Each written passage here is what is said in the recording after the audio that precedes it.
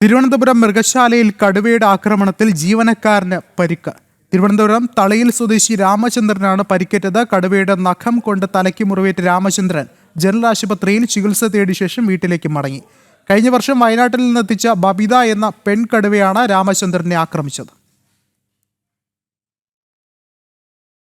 ഇന്ന് രാവിലെ 11 മണിയോടെയാണ് തിരുവനന്തപുരം മൃഗശാലയിലെ അനിമൽ കീപ്പർ രാമചന്ദ്രന് പരിക്കേറ്റത്.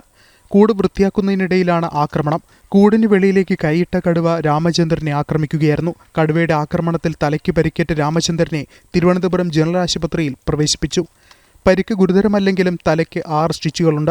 രാമചന്ദ്രന്റെ ആരോഗ്യനില ഗുരുതരമല്ലെന്നും ആശങ്കപ്പെടേണ്ട സാഹചര്യമില്ലെന്നും മൃഗശാല അധികൃതർ അറിയിച്ചു. വലിയ പ്രായമില്ലാത്തതുകൊണ്ട് തന്നെ എൻ്റെ കൈകൾ ചെറുതാണ്. അപ്പോൾ ഇതിൻ്റെ ചെറിയ അഴികളുടെ ഇടയിൽ കൂടെ കൈ വേണമെങ്കിൽ പുറത്തേക്ക് വന്നിട്ടുണ്ടാവാം. അപ്പോൾ രാവിലെ കൂട് വൃത്തിയാക്കുന്നതിനിടയ്ക്ക് ഇത് കൈ പുറത്തിട്ട് ഒന്ന് മാന്തിയതാണ്. അപ്പോൾ തലയിലൊരു മുറിവാണ് ഉണ്ടായത്. ഏതാണ്ട് 4 സ്റ്റിച്ചുകൾ അതിനുണ്ട്. അദ്ദേഹം ഇപ്പോൾ തിരിച്ച് വീട്ടിലേക്ക് എത്തിയിട്ടുണ്ട്. ഡിസ്ചാർജായി വന്നിട്ടുണ്ട്. വലിയ ഗുരുതരമായ പരിക്കുകളല്ല.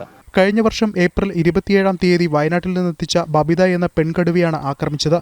നിരീക്ഷണ കാലയളവിലൊന്നും കടുവ ആക്രമണ സ്വഭാവം കാണിച്ചിരുന്നില്ല എന്നാണ് വെറ്റിനറി സർജൻ പറയുന്നത്. തുടർന്നുള്ള ദിവസങ്ങളിൽ കടുവയെ പരിപാലിക്കുന്നവർ ജാഗ്രത പാലിക്കാൻ നിർദ്ദേശം നൽകിയതായി വെറ്റിനറി സർജൻ ജനം ടിവിയോട് പറഞ്ഞു. ഏകദേശം 6 വയസ്സ് പ്രായമുള്ള പെൺകടുവയാണ് ബബിത.